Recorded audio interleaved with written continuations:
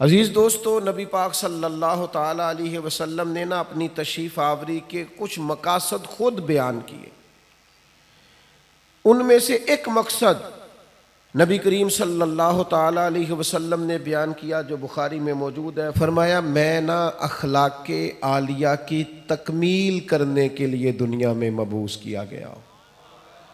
تمہارے اخلاق کو سنوارنے کے لیے، طرز زندگی، طرز معاشرت، طرز معیشت، ان سب چیزوں میں اخلاقی غلبے کے لیے میں مبعوث کیا گیا۔ اور خود نبی پاک علیہ السلام کے اخلاق کے بارے میں اللہ نے فرمایا، وَإِنَّكَ لَعَلَىٰ خُلُقٍ عَظِيمٍ، اے محبوب آپ تو عظیم اخلاق پر ہیں، آپ کا خلق تو عظیم ہے۔ کچھ صفات ہمیں بڑی جلدی اخلاق حسنہ کی اپنانے کی ضرورت ہے، اس لیے کہ جو بے راہ روی ہے اس کو صرف نعروں سے نہیں روکا جا سکتا۔ جو ہماری طبیعتوں میں اضطراب ہے وہ صرف اچھی مجالس سے ہی فقط کر دینے سے ہی ختم نہیں ہوگا۔ ہمیں ان مجالس سے پھوٹنے والی ضیاء سے، ان مجالس سے ملنے والے سبق سے، ان محافل کے انعقاد پر مرتب ہونے والی نصیحت سے، ملنے والی نصیحت سے ہمیں اپنے اوپر عملاً کچھ چیزوں کا نفاذ کرنا ہوگا۔ مثلاً ایک چیز بڑی تیزی سے پھیل گئی ہے، وہ ہے بے چینی، بے قراری، اضطراب، دوڑ دھوپ، حلم کا نہ ہونا، برداشت کا نہ ہونا۔ اور میں آپ کی خدمت میں عرض کروں، یہ عدم برداشت یہ عالمی مسئلہ بن گیا۔ کسی چیز کو لوگ قبول نہیں کرتے، مزاجوں میں ٹھہراؤ نہیں ہے، دل تنگ ہوتے نظر آتے ہیں، چھوٹی باتیں لوگ کرتے ہیں۔ عرب کی سوسائٹی کے اندر لوگ سخت مزاج تھے، وہاں کے جو بدو تھے ان کی ترش روئی کا ہر آدمی شکوہ کرتا تھا، ان کا لہجہ پتھروں سے زیادہ سخت تھا۔ پر نبی کریم صلی اللہ تعالی علیہ وسلم نے اس حلم کا مظاہرہ فرمایا، حضور نے اس بردباری کا مظاہرہ فرمایا۔ پتہ ہے آپ کو، دنیا میں بڑے بڑے سیانے لوگ بھی اس لیے ناکام ہو جاتے ہیں کہ ان میں بردباری نہیں، ٹھہراؤ نہیں، بے چینی ہے، بے قراری ہے، جلد بازی ہے، بات بات میں بے چینی کا اظہار کرتے ہیں۔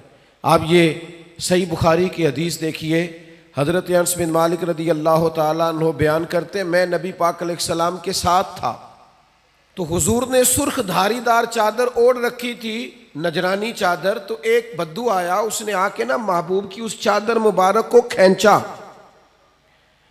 آپ فرماتے میں نے خود دیکھا حضور کی مقدس گردن پر اس کا نشان پڑ گیا چادر کا۔ اور جب حضور نے اس کی طرف توجہ کی تو پتہ کیا کہتا ہے؟ کہتا ہے وہ جو اللہ نے مال آپ کو دیا اس میں سے مجھے بھی کچھ عطا کریں۔ یعنی سوالی بن کے آیا ہے، مانگنے آیا، اور حال یہ ہے کہ مقدس چادر کو پکڑ کے کھینچ رہا ہے، اور اس سختی سے کھینچ رہا ہے کہ گردن پر نشان پڑ گئے۔ پر جناب انس بن مالک فرماتے ہیں اس کی حرکت اتنی سخت تھی کہ محبوب کی مقدس وجود اطہر پر وہ نشان چھوڑ گئی۔ لیکن جب اس نے کہا میں کچھ مانگنے آیا ہوں، تو فرماتے ہیں اس وقت میرا قربان ہونے کو جی چاہا جب حضور نے بات سنی اور مسکرانا شروع کر دیا۔ یہ کمال اللہ نے صرف محبوب کریم کو عطا فرمایا ہے، وہ اپنے پرائے کا غم کھانے والا، مرادیں غریبوں کی بر لانے والا، مصیبت میں غیروں کے کام آنے والا۔ یعنی وہ اس سختی سے مکالمہ کر رہا ہے کہ مقدس چادر پکڑ کے کھینچ رہا ہے۔ ہمارا دروازہ کو زور سے بجا دے نا فقیر کبھی، تو ہم کہتے ہیں بھائی تو خیرات لینے آیا ہے کہ قرضہ لینے آیا ہے؟ توڑے گا تو دروازہ؟ لیکن کیفیت یہ ہے کہ اس نے گردن مبارک پر نشان چھوڑ دیا، پر حضور مسکرائے۔ میرے دوستو، طبیعتوں میں کچھ ٹھہراؤ لانے کی ضرورت ہے، حضور سے بردباری کا فیضان مانگنے کی ضرورت۔ ہماری بے چینیاں، ہماری بے قراریاں، ہماری طبیعتوں کا الجھاؤ، اور ہمارا چھوٹی چھوٹی باتوں پہ لڑ پڑنا، چھوٹی چھوٹی باتوں پہ الجھ جانا۔ آپ یقین کریں یہ محافل اور مجالس میں بعض انتظامی معاملات کی بھی دوست پابندی نہیں کرنے دیتے۔ کسی کو کہا جائے کہ آپ ذرا رک جائیں، آپ تھوڑا ٹھہر کے آئیں، آپ اس دروازے کی بجائے اس دروازے کو اختیار کر لیں۔ لیکن ہماری طبیعت اس طرح کی ہوتی ہے کہ ہمیں من چاہا سارا ماحول چاہیے، ہم کسی اصول کے، کسی ضابطے کے، کسی قاعدے کے پابند نہیں رہنا چاہتے، کیوں کہ بردباری نہیں ہے۔ نوجوانوں، علم بھی اسی بندے کا کام آئے گا جس میں بردباری ہوگی، بزرگ بھی وہی کہلائے گا جس میں بردباری ہوگی، سمجھدار بھی اسے کہا جائے گا جس میں حلم ہوگا، قوت برداشت ہوگی، جس کا سینہ کشادہ ہوگا۔ یعنی 14 طبق دلے دے اندر تے اسی تمبو وانگوں تانے ہو، دل دریا سمندروں ڈونگے کون دلاں دیاں جانے ہو۔ آپ کا کشادہ سینہ، یہ دراصل، اور پھر ایک اور اہم چیز ہم نے اپنے نبی کریم علیہ السلام سے سیکھنی ہے، وہ ہے شجاعت، بہادری،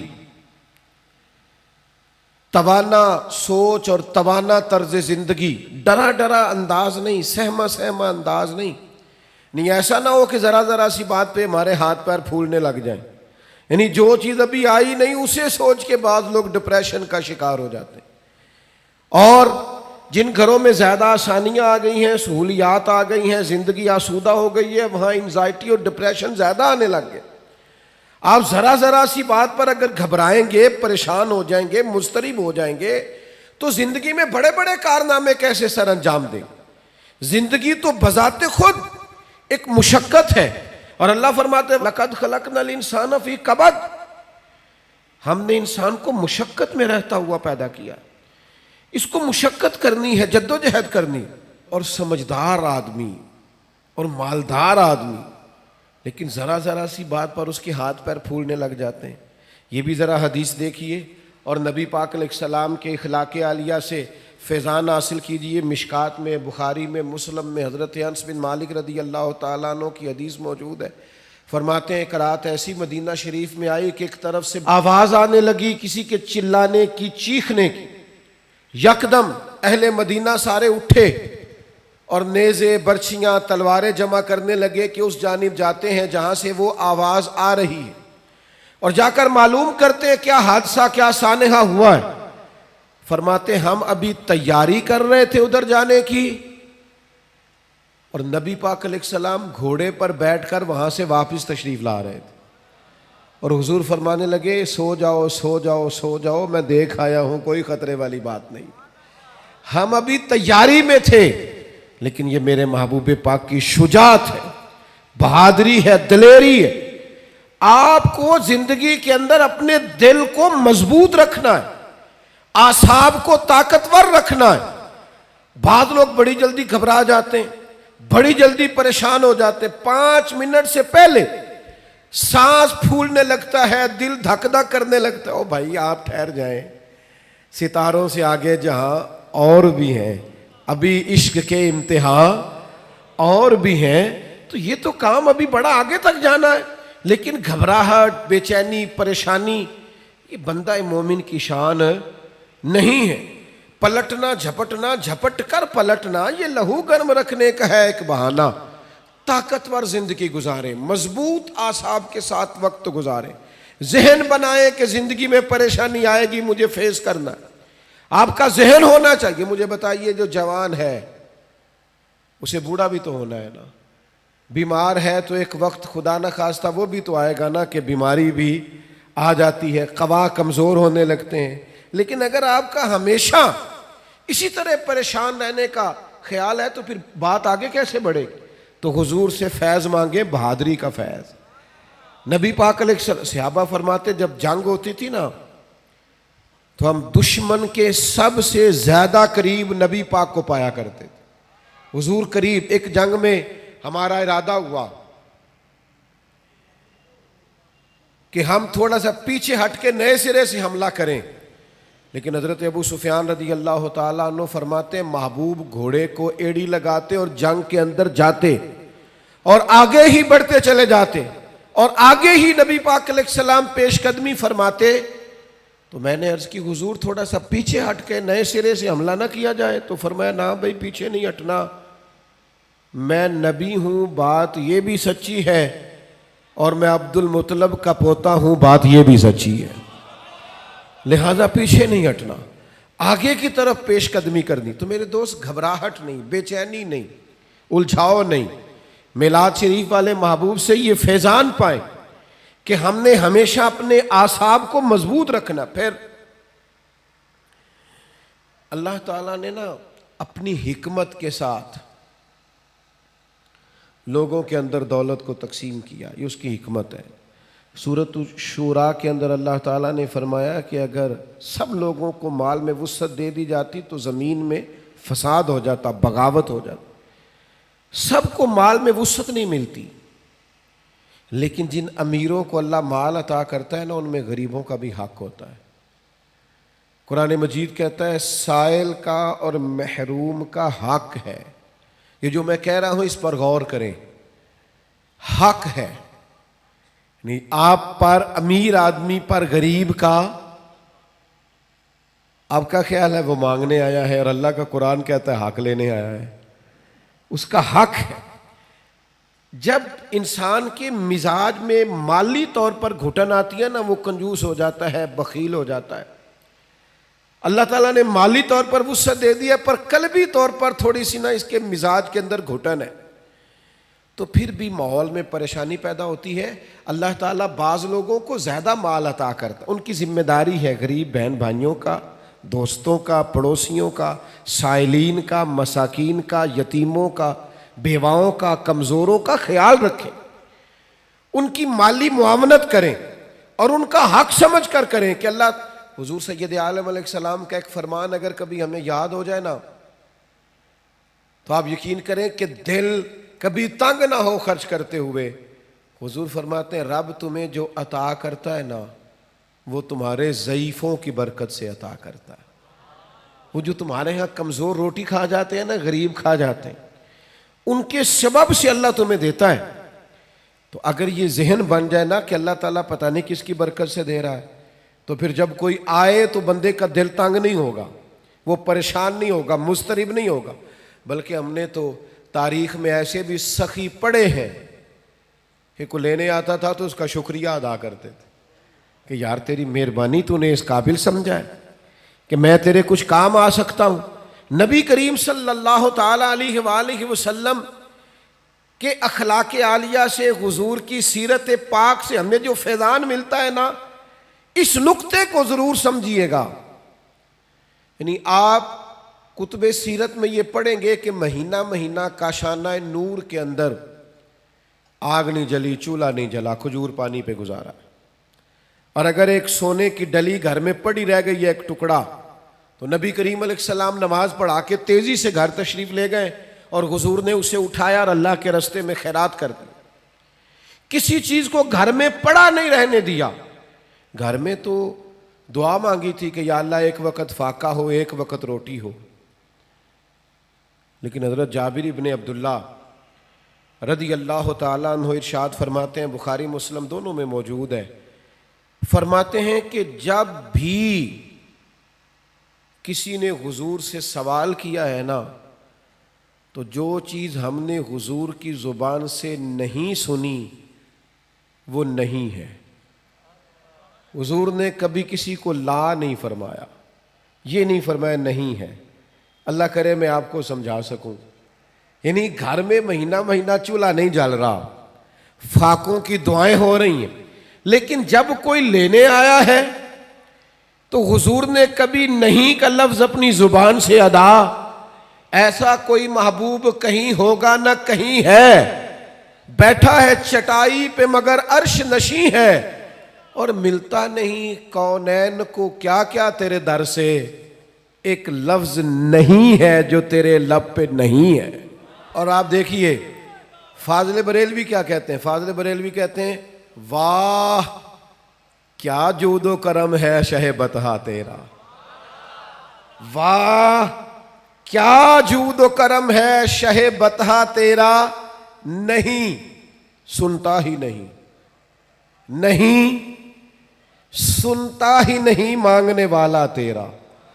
اور اعلیٰ حضرت فاضل بریلوی رحمۃ اللہ علیہ فرماتے ہیں دھارے چلتے ہیں عطا کے وہ ہے قطرہ تیرا، اور تارے کھلتے ہیں سخا کے وہ ہے ذرہ تیرا.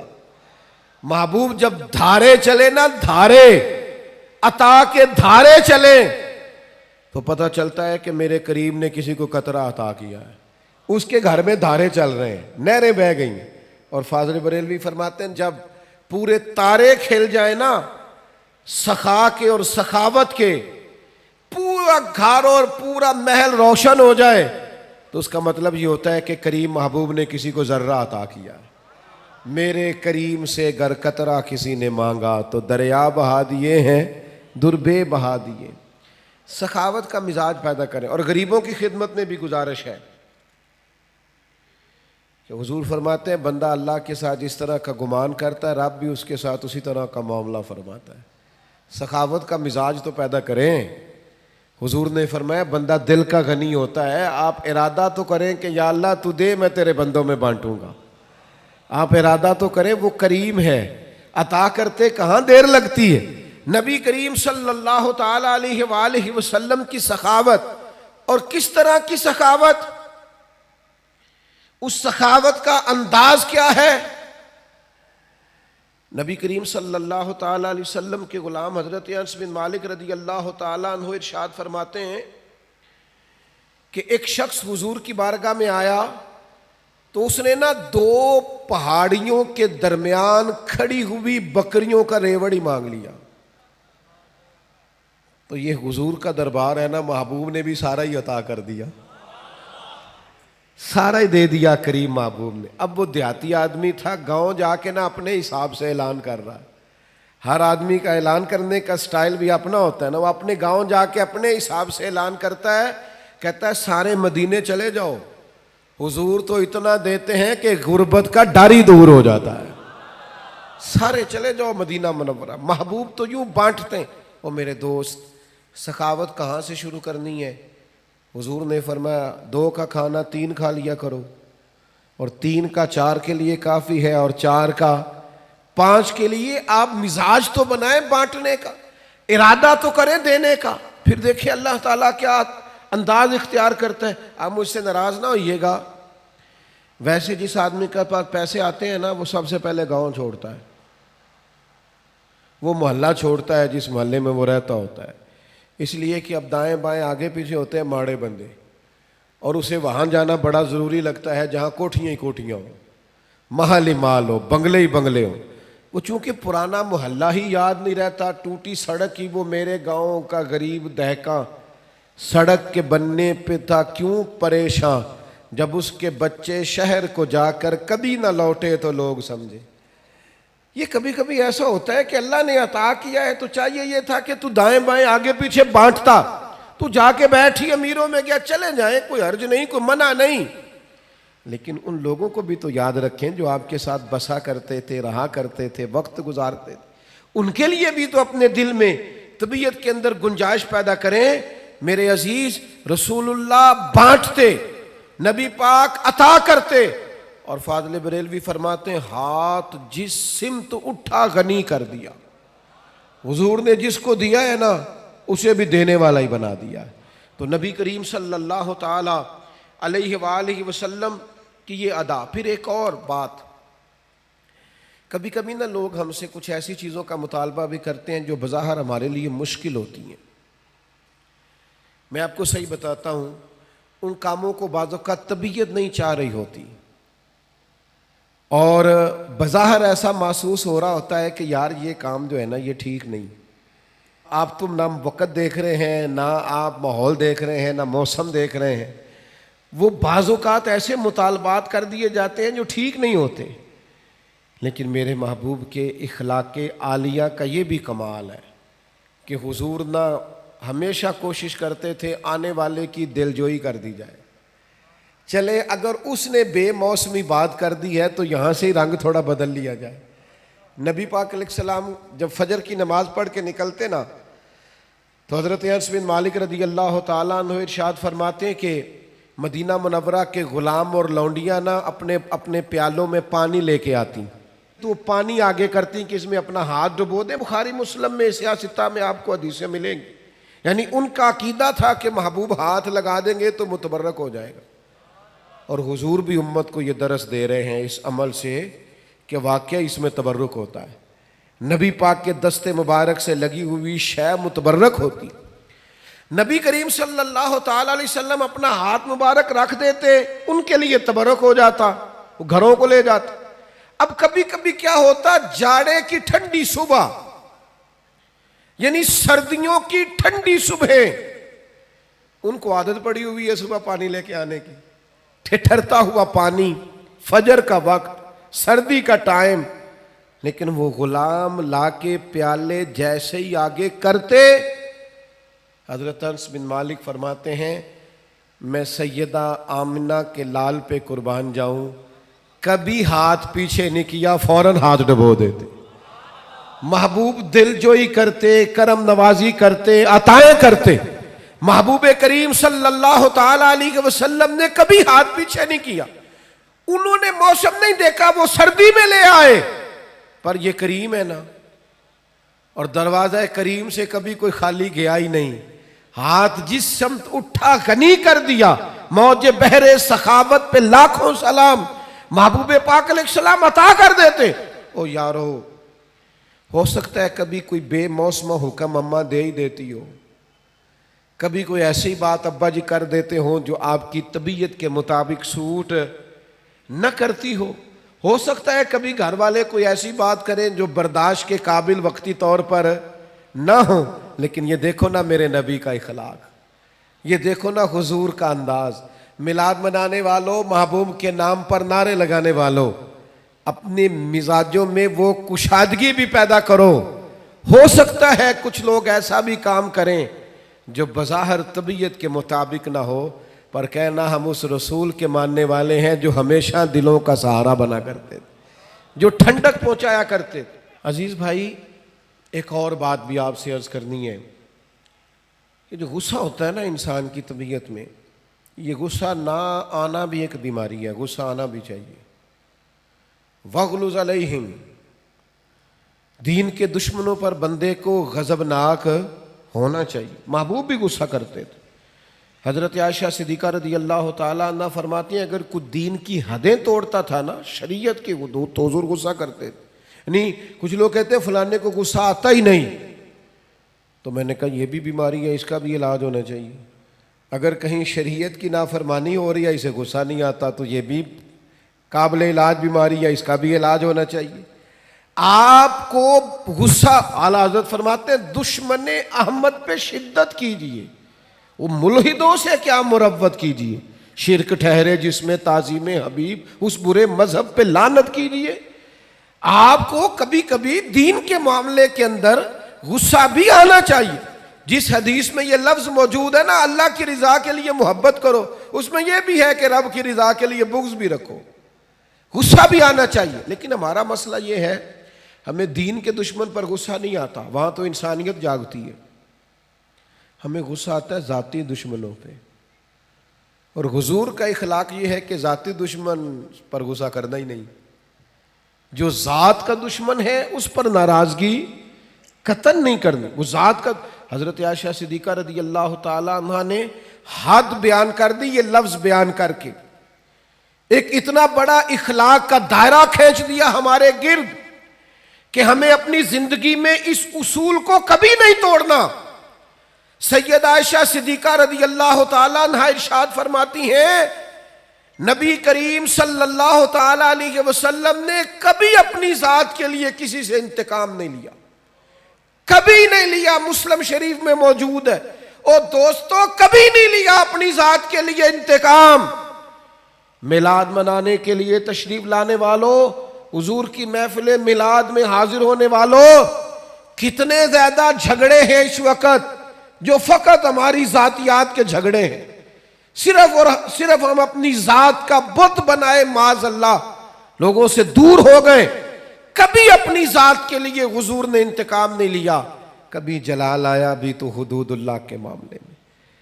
آج کیوں نہ اپنے دل پر یہ ارادہ کریں، فیصلہ کریں کہ ذاتیات کے جھگڑے چھوڑ دیں گے ہم، جہاں ہمارا ذاتی معاملہ ہوگا وہاں ہم اپنی ذات کا بت چکنا چور کر دیں گے۔ اور پھر انسان کو غصہ آتا ہی ہے نا اپنے ماتحتوں پر، لوگ غصہ کرتے نہیں ملازمین پر، اور بعض ایسے نادان ہیں جو خواتین پر بھی غصہ کرتے ہیں، لیکن میرے محبوب کریم علیہ السلام کی یہ عادت صحیح کتب، صحیح احادیث میں حضور کا یہ اخلاق موجود ہے محبوب نے اپنے دست مبارک سے نہ کبھی کسی غلام کو مارا، نہ کبھی کسی عورت پر ہاتھ اٹھایا۔ رسول اللہ صلی اللہ تعالی علیہ وسلم نے یہ حد بندی بیان کی کہ آپ کو اپنی ذات کے لیے کبھی کسی سے انتقام نہیں لینا۔ یہ سوچ کبھی بنا کر تو دیکھیں، یہ قاعدہ قانون اپنی زندگی میں اس کا نفاذ تو کریں۔ ہر جگہ ذاتی جھگڑے، ذات کے معاملات ہم نے کھڑے کیے ہوئے ہیں۔ یہ کتنا مشہور واقعہ ہے طائف کا، لوگوں نے پتھر مارے، اور جب باقاعدہ فرشتے نے آ کے کہا یا رسول اللہ حکم کریں تو میں ان کو پیس کے نہ رکھ دوں، تو حضور نے کیا فرمایا؟ فرمایا یہ نہیں مانتے تو امید ہے ان کی نسلیں کلمہ پڑ جائیں گی، ان کی پشتوں میں سے اللہ ایسے لوگ پیدا کرے گا جو شرک سے بچیں گے، اللہ کی توحید کا اعلان کریں۔ لہٰذا ہمیں ان کے بارے میں کوئی سخت انداز اختیار کرنا نہیں ہے۔ میرے دوستو، ایک اور بھی مسئلہ بن گیا ہمارے ہاں۔ میں بات سمیٹنے کی طرف آ رہا ہوں، پر آپ کا ذوق شوق دیکھ کے میری طبیعت بھی بڑھ رہی ہے کہ باتیں کچھ اور کروں آپ کے ساتھ۔ تھوڑا وہ کسی نے کہا تھا نا انکار کریں اج ساکی موسم بڑا سہانا، مستی داج می برسا دے پیاس دا نہیں ٹھکانا۔ تو کچھ میرا دل کر رہا ہے کہ کچھ درد دل کھول کے آپ کے سامنے رکھوں، جو چیزیں معاشرے میں محسوس کرتا ہوں ان احساسات میں سے کچھ باتیں آج آپ کے ساتھ کروں۔ ایک اور طبیعت ہماری بڑی ہو گئی ہے، لان تان کرنے کی، برا بھلا کہنے کی، سخت سست جملے کہنے کی۔ اب یقین کریں مذہبی سٹیج سے، آج کل مذہبی سٹیج سے لفظ بیان کیے جا رہے ہوتے ہیں معاذ اللہ، اور اس طرح کی گفتگو کی جا رہی ہوتی ہے بازاری زبان میں کہ جو اس اسٹیج کو زیب نہیں دیتی۔ اتنے اعزاز والی جگہ پر بیٹھ کر آپ اتنی کمزور بات کر رہے ہیں، کچی بات کر رہے ہیں، اور ایسا جملہ بول رہے ہیں جو جملہ ہی بازاری ہے۔ وہ جی فلانے نے کہا ہے تو میں اس کے جواب میں کہہ رہا ہوں، آپ اس کی سطح پہ اتر آئیں گے۔ وَإِذَا خَاطَبَهُمُ الْجَاهِلُونَ قَالُوا سَلَامًا۔ جاہلوں سے تو کبھی انسان کی گفتگو ہو تو انہیں سلام کیا جاتا ہے، ان کی سطح پر اتر کر بات نہیں کی جاتی۔ یہ طریقہ ہی درست نہیں ہے۔ میرے عزیز، حضرت انس بن مالک رضی اللہ تعالیٰ عنہ ارشاد فرماتے ہیں، جب ایک مقام پہ کہا گیا نا حضور علیہ السلام کو، صحابہ فرماتے ایک مقام پہ کہا گیا یا رسول اللہ آپ دعا کر دیں یہ تباہ ہو جائیں، تو حضور فرمانے لگے مجھے لعنت کرنے والا بنا کے نہیں بھیجا گیا، مجھے تو رحمت للعالمین بنا کر بھیجا گیا۔ تو جو بنا کر بھیجا گیا ہے، جو حضرت عیسیٰ علیہ السلام کو ایک شخص برا بھلا کہہ رہا تھا، آپ دعائیں دے رہے تھے، ایک صاحب نے کہا حضور وہ برا بھلا کہہ رہا ہے آپ دعائیں دے رہے، فرمانے لگے اس کے اندر جو ہے وہ باہر نکل رہا ہے اور میرے اندر جو ہے وہ باہر نکل رہا ہے۔ تو اب یہاں جس چیز کا سٹاک ہے وہی نکلے گا نا، تو اب کچھ لوگوں کے اندر جو بھرا ہوا وہی باہر آئے گا۔ حضرت انس بن مالک کا یہ فرمان اللہ کرے امت یاد کرے۔ حضرت انس بن مالک ارشاد فرماتے ہیں نہ تو نبی پاک فحش گو تھے، کوئی ایسی بات نہ کرتے جو خلاف ادب ہوتی، نہ لعنت کرنے والے تھے، نہ آپ کا کلام اس طرح کا ہوتا تھا جس طرح کا عرب میں بد کلامی سے گفتگو کی جاتی تھی۔ فرماتے اگر کبھی حضور کو بڑا جلال بھی آتا تو اتنے لفظ فرماتے تھے اس کی پیشانی خاک آلود ہو۔ اس سے زیادہ کبھی میرے نبی کریم نے کوئی بات ارشاد، ناک خاک آلود ہو، پیشانی خاک آلود ہو، اس سے بڑھ کر کبھی کوئی جلال کا جملہ حضور کی زبان سے نہیں نکلا۔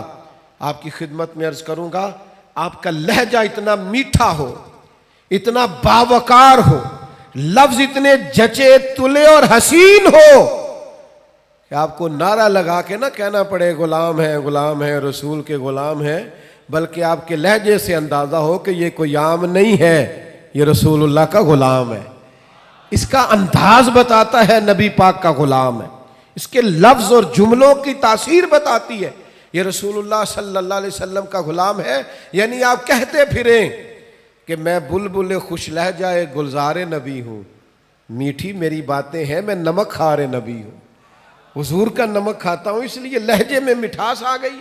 تو نبی کریم صلی اللہ تعالی علیہ وسلم کو اللہ تبارک و تعالی نے اخلاق عالیہ کی بلندیوں کے ساتھ دنیا میں مبعوث فرمایا۔ ایک بات جو آج امت کو بڑی سمجھنی ہے اور جس پر امت کو بہت زیادہ غور کرنا ہے، وہ یہ ہے کہ امت کو اب کچھ دائروں کا پابند ہونا پڑے گا. اب اپنی زندگی میں کچھ اصول وضع کرنے پڑیں گے، کچھ قاعدے بنانے پڑیں گے.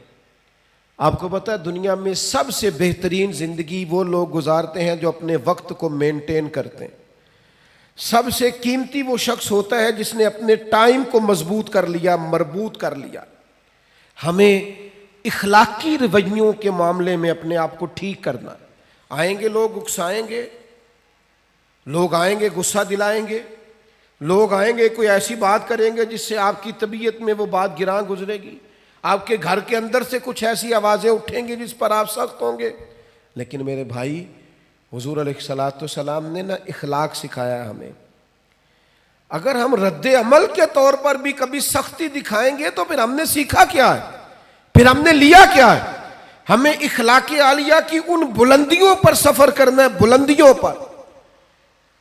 ایک حضور کا بہت بڑا اخلاق یہ ہے کہ نبی کریم معاف کر دیا کرتے تھے. حضور درگزر فرماتے، اور صرف درگزر نہیں فرماتے. جو میں بات کرنے لگا ہوں وہ خاص کرنے لگا ہوں. ایک ہوتا ہے کسی کو معاف کر دینا اور معاف کر کے پھر اس شخص پر احسان جتلانا اور اس کے بارے میں اپنا رویہ اس طرح کا رکھنا کہ دیکھا نا میں نے معاف کر دیا ہے. اتنا ہی کافی نہیں کہ میں نے تمہیں کچھ کہا نہیں، یہ انداز نہیں. بلکہ بہت سارے لوگ تو اس طرح معاف کرتے ہیں کہ پہلے پچھلی ساری ڈائری پھولتے ہیں، سارے صفحے اور ورق الٹتے ہیں، اتنی باتیں سناتے ہیں، تو نے یہ بھی کیا، تو نے یہ بھی کیا، اور میں یہ بھی کر سکتا ہوں، میں یہ بھی. وہ آخر میں معاف کرتے ہیں تو وہ معاف نہیں کیا ہوتا انہوں نے اپنی باتوں سے پوری سزا دی ہوتی ہے. وہ سب کچھ کر چکے ہوتے ہیں. اب وہ معافی اس طرح کی ہوتی ہے کہ وہ معافی لگ نہیں رہی ہوتی. وہ لگتا ہے کہ یار وہ جو تیرے جملے تھے وہ تو تلوار اور نیزے بن کے سینے میں پوری طرح پیوست ہو گئے، اب تو کیا معاف کر رہا. نبی پاک علیہ السلام کا کمال دیکھو. جناب ابو سفیان ہر جنگ میں مقابلے میں رہے، سردار بن کے، سپہ سالار بن کے لڑنے کے لیے آتے رہے. لیکن فتح مکہ کے موقع پر جب وہ معافی مانگنے آئے اور جب وہ کلمہ پڑھنے آئے، ان کا کلمہ میرے محبوب نے اس طرح قبول کیا اور انہیں معافی اس طرح سے دی کہ نری معافی نہیں دی، ساتھ میرے رسول نے عزت بھی عطا فرمائی. ساتھ رسول اللہ صلی اللہ تعالی علیہ وسلم نے اعزاز بھی عطا کیا. جناب ابو سفیان رضی اللہ تعالیٰ عنہ کو معاف بھی کیا، فرمایا آپ کو معاف بھی کیا، آپ نے کلمہ پڑھا، قبول کیا، اور ساتھ فرمایا جو ابو سفیان کے گھر میں داخل ہو جائے گا میں اسے بھی معاف کر دوں گا. یہ دیکھو معافی بھی دی ہے اور عزت بھی دی ہے. خود بھیک دیں اور خود ہی کہیں منگتے کا بھلا ہو. ساتھ عزت بھی عطا کی، وقار بھی دیا، بلندی بھی دی. کیا نرالا رنگ ہوگا حضرت ابو سفیان کا، کیا سوچتے ہوں گے وہ لوگ بھی، کیا محسوس کرتے ہوں گے کہ کہاں ہمارا وقت گزرا اور کیا اعزاز ہمیں ملا. فرمایا تمہیں معاف بھی کرتے ہیں اور شان بھی دیتے ہیں. یہ میرے رسول پاک کا مزاج ہے. کہا تھا عثمان بن طلحہ نے جب حضور ہجرت کر رہے تھے کہ میں آپ کو چابی نہیں دوں گا کہ آپ اندر سے بیت اللہ شریف کی زیارت کر لیں. تو حضور نے فرمایا میں چابی ایک دن لے لوں گا تم سے. حضور نے فتح مکہ کے موقع پر چابی لے لی، کہتے ہیں لے لی چابی حضور نے. لیکن جب میں معافی مانگنے کی نیت سے آگے بڑھا تو مجھے معافی بھی ملی اور چابی بھی دوبارہ ملی. یعنی حضور نے معاف بھی کیا اور عزت بھی عطا کی. نبی پاک صلی اللہ تعالی علیہ وسلم نے حضرت سعد بن معاذ رضی اللہ تعالیٰ عنہ سردار تھے قبیلے کے، مسلمان ہوئے، نبی پاک کے غلام ہوئے، اور اتنا شانوں والا آدمی جن کے جنازے میں محبوب خود شامل ہوں، جن کی قبر پر کھڑے ہو کے نبی پاک علیہ الصلوۃ والسلام تسبیحات پڑھے، جن کو محبوب پاک اتنا اعزاز دے. حضرت سعد بن معاذ آئے تو حضور نے فرمایا اٹھ کے استقبال کرو، تمہارا سردار آیا ہے. حضور عزتیں عطا کرتے، نوازتے. ہم کبھی معاف کر دیں تو سینہ نہیں صاف کرتے، کشادگی پیدا نہیں کرتے۔ جن سے غلطیاں ہو گئیں انہوں نے کئی دفعہ ہاتھ پھیلا کر معافیاں مانگی، غلطی ہو گئی تھی بہو سے، اس کے باپ نے بھی آ کے معافی مانگی، ماں نے بھی معافی مانگی، اس بیٹی نے بھی کئی دفعہ مانگی، ہم نے کہہ بھی دیا چلو ٹھیک ہے، سینہ نہیں صاف کیا، دل سے بات نہیں نکالی۔ مومن کے سینے میں غل نہیں رہا کرتا، بوجھ نہیں رہتے، مومن سینے صاف کر۔ ہو گئی غلطی ہمارے چھوٹے بھائی سے، بھول گئے تھے، ہمارے پڑوسی ایک دفعہ غلطی ہو گئی، وہ بس کر دیں یار۔ اس محبوب کے ماننے والے ہیں جو چیز سب سے پہلے عطا کرتے تھے وہ معافی تھی، حضور فوراً معاف کر دیتے، نبی پاک کا طریقہ ہی معاف کر دینا تھا۔ اپنے رویوں میں مثبت تبدیلیاں لائیں، اور میں آپ سے عرض کروں اگر ہم اخلاقی طور پر سنورنے کا ارادہ کریں گے تو اللہ ہماری مدد بھی فرمائے گا۔ ہم اگر خیال کریں گے نا یار میں ایک ایک کر کے اپنی عادات پر محنت کروں تو اللہ بڑا کریم ہے، کرم ہوگا۔ آپ کوشش کریں کچھ طبیعتیں بدل جائیں۔